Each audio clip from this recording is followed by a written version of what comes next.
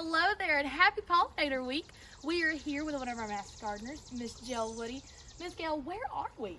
We're at my home, my little backyard, half-acre backyard. It is absolutely phenomenal. It is just covered in beautiful flowers of all different kinds. And I know when there's flowers, that means there are pollinators. So can you tell us about the pollinators that come visit your backyard? Oh my, I've already raised monarchs for their spring migration. Okay. So yes, and I have a tremendous amount of pollinators. Of course, now I have the real bumblebees, have carpenter bees in the spring. So many different species of wasp, and as you can see, all of the blooms on my tomatoes, squash plants, the wasps are very important.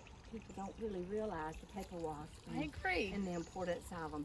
So we treasure our wasp. We do not spray chemicals on anything. Good. So I have aphids, but I have ladybugs. Wonderful. So I have a lot of wonderful insects in here. And I'll show you the mountain mint. Okay. When we get to the mountain mint, when they come for the pollinator census, I couldn't name you Oh, the wow. pollinators in every beautiful color, little tiny wasps. I have mason bees out here, which are my I treasure. love mason bees. And people do not they're realize incredible. they pollinate 10 times They do. more They do. than a honeybee, which is not native. Yes. And although I love my honeybees, but Mason bees, they're incredible little workers. absolutely They're amazing. We need to be telling people to encourage mason bees agree. and have mason bee homes for them. I have those here. So I chase the mason bees just to be able to get pictures of them. They mean so much to me. So my first swath of milkweed, the Syriaca is now, you'll see, is already seed potting, Oh, wow. which I can cut them back and they will start all over for me again. They're aggressive. This milkweed's aggressive. A lot of people don't love it. I do, for goodness sake. And they're incredible. I mean, we How get could you butter, not? right? You know, so I transplant. I have a really good time with them, and you'll see a lot of bugs and bees out here all over everything. But the backbone of your garden must be native plants. Absolutely. It just has to be the backbone. And so you'll see most of the things. Really, I'm nearly native, but this plant, I want to show you this. This is one of the most gorgeous hibiscus, blood red, different flowers than the big giant ones. But this is a native hibiscus. This is I not did not know we big had swamp. hibiscus in Georgia. That was native. Oh, we That's have incredible. two beautiful natives. Really? And that thing will be gorgeous when it starts acting up. And you'll see all kind of bees out here. I have a lot of salvia and sage. Really? They're a treasure to me. The hummingbirds absolutely love them. Ooh, hummingbirds. Oh, Yes, my indeed. goodness. And you'll see I have blazing stars out here. And of course, like you said, the black-eyed Susans or Gaillard. I say Yes. Gaillardia. You see, I'll pick them. Yes, ma'am. That's a milkweed beetle. I apologize. I can't really say that. Anyway, the big shrubs is anise. Okay. So those are native, and Yes. they're wonderful shrubs to have. They love the sunshine. As you'll see back here, you'll see a lot of bees. Look at this. Oh, just fabulous. And its little bottom is covered in pollen. So a little bit of every kind of bee, tiny little bees. You just wouldn't believe how important they are. The little tiny wasp, and just buzzing alive. I love it. I grow, the only thing I grow that is not native and is not a perennial is my passion, which is as you can see, zinnias. Zinnias are a big deal to me. I collect the seeds, though. I don't buy anything, and I don't bring anything into my yard. I don't buy planting, you know, all your cute little plantings and colorful things. It all comes up from seed. And this is a Dutchman pie. Must have looked. This is beautiful. It It's is really, just it's so finished. hardy. It has finished blooming. Well, it will be eaten, I should say, to nothing but little bitty streams. Really? Yes, because if it's not eat up, it's just not any good. It's no good. And anyway, the pipevine swallowtails, she'll come in here, cover it up in eggs. And those massive caterpillars, I have videos, you can hear them eating. Oh. Most interesting insect in the world. But it's my next to favorite to a monarch. Right. And I guess you can see hanging on top of my pergola for shade. You know what that is. Yes. And a lot of people don't love it, but let me tell you, hummingbirds, oh my goodness. What kind of hummingbirds do you have in your yard usually, Miss Gail? Well, only the ruby throat. Okay. Now, I've had the rufus, so I've had an amazing visit from the rufus, but the ruby throat is the only hummingbird that comes in and nests here. Oh, This oh, is you her, have a nest. This is her nesting That home. is incredible. Yes. Oh my goodness. So through the years, as they nest, they love. Let me think. They love a beech tree, number one, but they will nest in a maple. Okay. And they love a sourwood, and you'll notice they all have the same type Yes. bark. They will, they'll nest here. They'll bring their 2 babies. They'll fledge twice, Okay. like a bluebird does. Wow. They'll bring their babies here, and a lot of people are mistaken when they see that tiny bird. They'll think that's the baby, but that's the mama. She's almost starved herself to death feeding these babies. Okay. So those babies, 4 out Okay. of 1 hummingbird for the summer, Okay. they come straight back here. This is That's where the wonderful. babies come full grown here. That's insane. That's so incredible. And if I don't have the feeders exactly like they were last year, they'll hover till I get one. For 'em. Really? Oh yes. Interesting. Their memory's amazing. That's incredible. And I they did not get know that used about to my hummingbirds. voice. They know my voice. So I feed them by hand, and sometimes I can't even get the feeder up. They're all over the feeder when I change the feeder. Oh So, my goodness. Yeah, but This they're is accidental. incredible. Really? An Yes, accident? I only grow for butterflies. They touch everything. People are, I mean, they may love red, but people are very mistaken. There's nothing that a hummingbird won't touch during the day nectar. Really? And you know, it's our only nectaring bird. Yes. So they're quite a treasure. I get them in March, early March, and they don't go home to October. And they go to Central America and over winter. So cool. Isn't that That is- cool? yes. And we've caught one that's 9 years and 1 month old. So the state has banded here 2 years. I allowed a garden club to be here 1 year, and the next year I allowed the public here. And it was all over the newspapers and all. But it's kind of disruptive because they take my feeders down and they'll put up just a couple of feeders.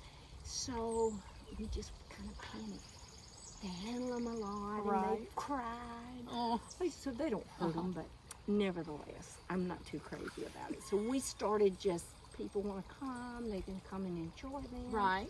So in end of July, August, it's a phenomenon. Well, this is, I mean, just I wish I could see around us, because it is truly like a secret garden. It is just so luscious and so beautiful, and just, it's teeming with pollinators and just yes, it all is, and the life sun's just- not even out.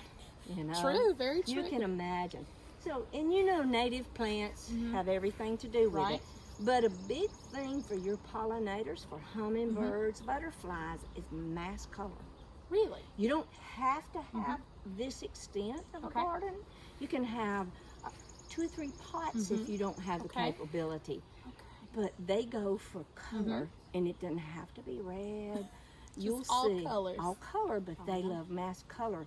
So this is like a magnet, of course. I believe it. This is a magnet for me. I want to stay here. This is awesome. You know, this is black night salvia, so this belongs to the hummingbirds, of course, and they're crazy about bee balm. Really? So this is native here, and let me just show you, I have a shade garden as well for all of our shade lovers. My coneflowers are a big deal to me. I wish you could see the pollinators in here, the tiny ones. They're just, look. So I want you to see this. This is nothing compared to what it's going to be. Okay. So this is where the pollinator census comes from, where honestly, I'm not It exactly... is covered right now. Oh my Hundreds. goodness. Can you imagine what it's going to be like in another month or 2? So girls, you would never believe me when I tell you that you can be on the back porch and hear this one location. I bet so, because I mean, shocking. now it is just, there is. Could you even name some of these insects? I mean, you got honeybees. I see the honeybee right now. We got, oh, and I see my favorite fly. Oh my. Look at the tiny ones. You'll see the wasp will be in chartreuse colors. Look at them out there. Goodness. I don't know the name of all of them. All I know is it's a joy for them to be here. But I see mason bees in there. That's Mason bees, our little pollinators, they they pack such a punch. Such a punch, and you got to do something to bring them in and take care of them. My favorite pollinator is a blueberry bee, which is a part of a mason bee family. Well, you see my blueberries over here. Oh my goodness. What a joy to watch all the insects on that and see them pollinating and giving me lots and lots of fruit. This is just... Is that not amazing? It is. So I count, it's kind of cheating. And what flower is this? This is our native mountain mint. Okay, Just native mountain mint. Smell, I think it's wonderful. Oh. Doesn't it smell? It It's does. just amazing. Yes. This is a wild mint Wow. that anybody can have.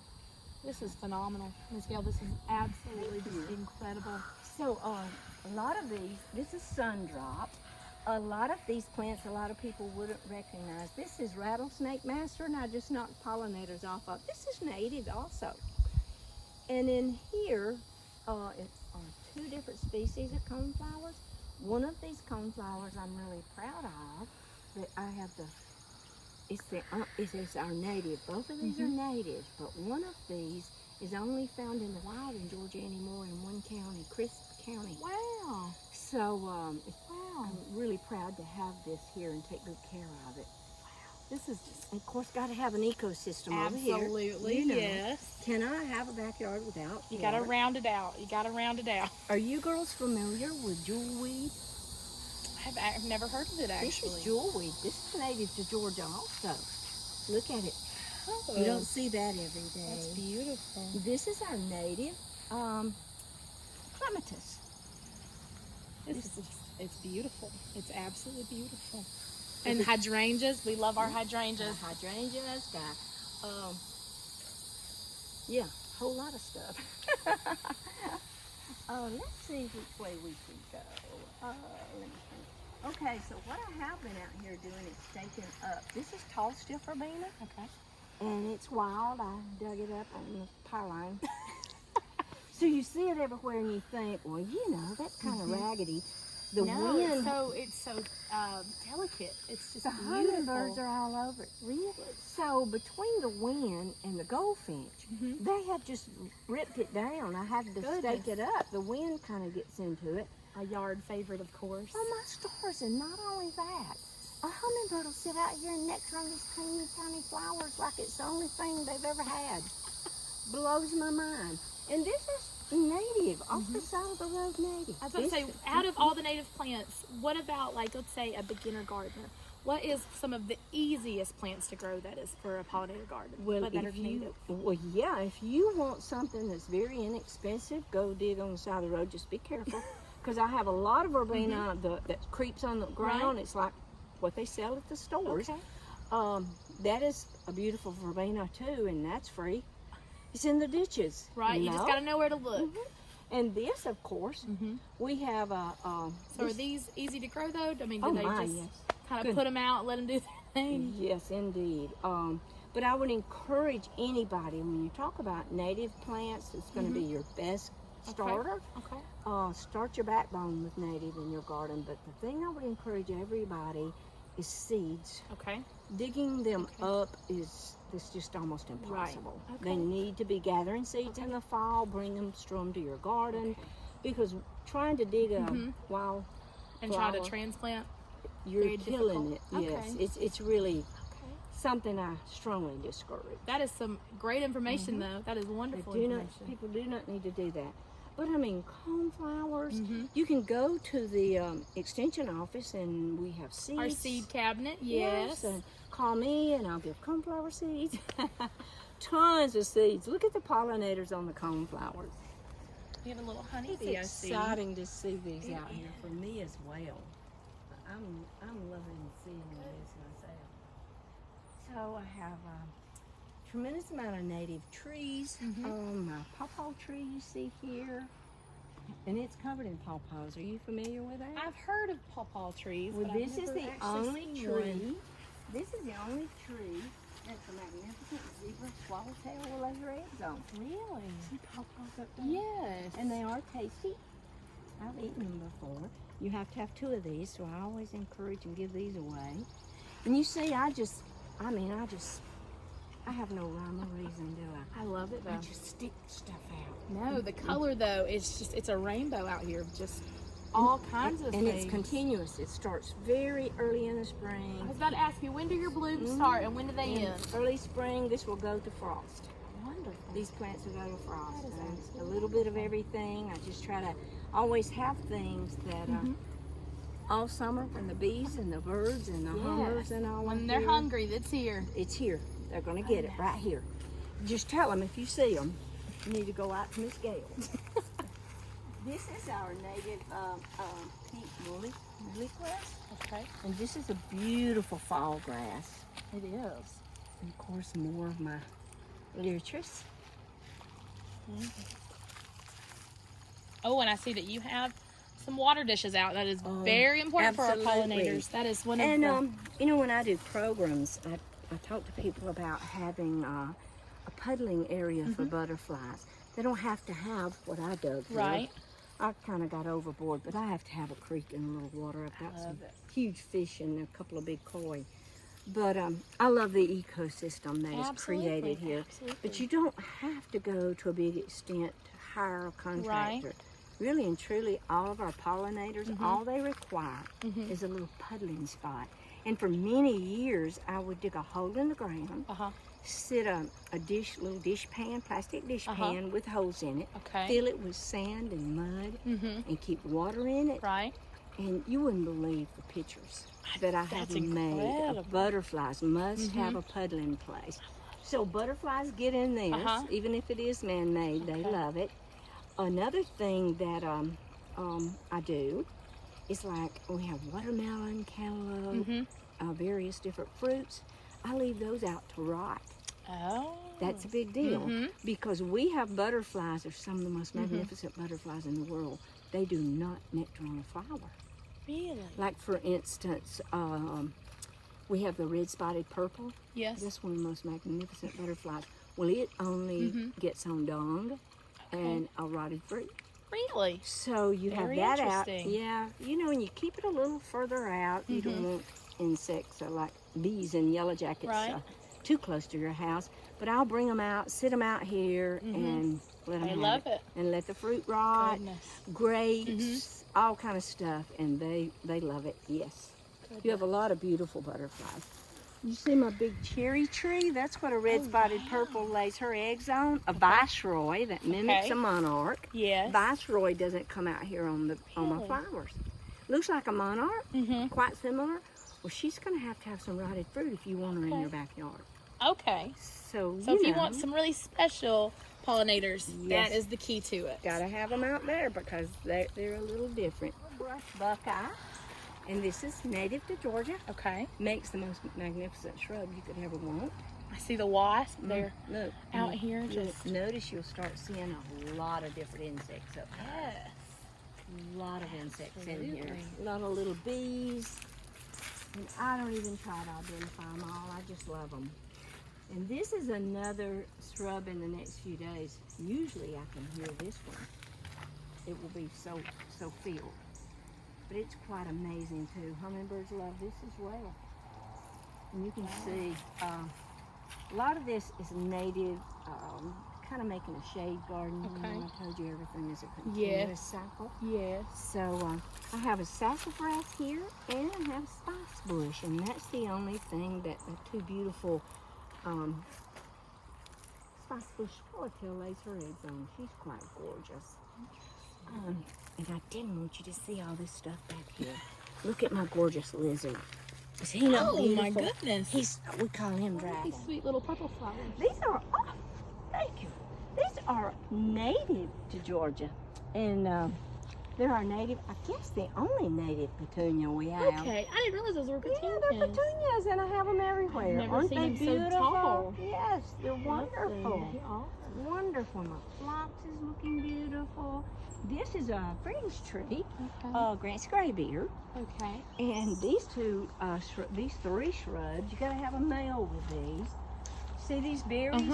These are winterberry. Okay. So you don't see winterberry all the time. They are when all the leaves come off in the fall, blood red. Really? Blood Goodness. red berries. Where? And your roses above us? This is a vitex. All this purple? Yeah. Yeah, that's vitex. It does look pretty. To have something that is just magnificent there for you forever. Native penstemon. Okay. They multiply. This whole backyard was purple in February. I love this. So it's a real good start, get you all excited. Of course, these are asters. They'll be here till cold weather. They're going to be vital, and they are also a host plant. And this is some rare milkweed I have in here that I have been transplanting. This is another species of stiff verbena. So as you see back here, milkweed, everywhere. Tuberosa. That over there is incarnata. This is Syriaca. And this is what they laid their eggs on this spring. Really? Coming through was the Syriaca. Yeah, so they were busy. And you'll see here, you can see they've already bloomed, but you see on the back of the house back there, those are just now budding up to bloom. Beautiful purple milkweed. And it is Syriaca. This is I'm so... And as far as you go, all the way around will be milkweed. This is an indigo shrub, and this is what the silver-spotted skipper. Oh, they make indigo, yes. Big, beautiful. I've never seen it actually. Big purple flowers. I love it. And the centers, the stamens, are a golden color. Okay. Bees everywhere with big old sacks of gold all over them. Goodness. And I love this. This is a very unusual silver-spotted skipper. Okay. She lays her egg, and her caterpillar goes to the forest floor. Okay. And in a chrysalis form, it overwinters under this indigo. Okay. And so in the spring, this is how I get so many silver spots here off of this. Wonderful. So this is very unique to have this one. Everything in my backyard is butterflies go to visit my neighbors. They have no reason. They have they have everything they need. This is a part of the National Wildlife Habitat here. Really? And so they have food, water, shelter, and a place to raise their young, and that includes a caterpillar. Every single insect and bird, they can stay right here with me. And that's what you want to do. Yeah. You don't want to have a pot of flowers that's not native. Right. They came from one of our retail distributors. Okay. And then all they do is take a little nectar and leave you. You want them to stay. Yeah. So it's a nursery, can you tell? So it's important not to only have food for them, but also shelter, water, all the high notes. They must have a place to raise their young. And if you want more butterflies than you can count, you need to have a place for them to raise their young. And that means a host plant, which is always native. Okay. They do not lay their eggs on non-native plants. So that's critical for our native insects. It takes hundreds of years for our native insects to be able to use a plant from overseas. Miss Gail, thank you for allowing us in this truly just magical backyard. This is the most incredible backyard I've ever seen in my life. Thank you for coming. It is our pleasure, but because of that, we have a certificate of recognition because you are such a friend to our pollinators, Miss Gail. Thank you. This is incredible. They are my life. Happy Pollinator Week, y'all.